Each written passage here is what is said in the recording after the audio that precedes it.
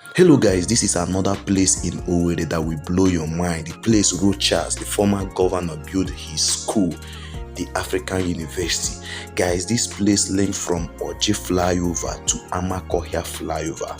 If you are coming from Amakohia down to Oje flyover, you will see this place. They have spent almost 6 point something billion to develop these areas. Guys, in this video I will show you the beauty of this area.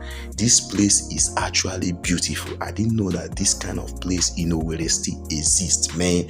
This is beautiful, guys. A lot of money have been spent here and everywhere is clean and beautiful. Let me show you guys. So I'm at this layout now. This is Rochas school at Oje side when you are coming from Amakohia side. So guys, I'll be showing you guys the video. See, this is new layout that I find out. So this side is really busy. So make sure you do like, subscribe to my channel.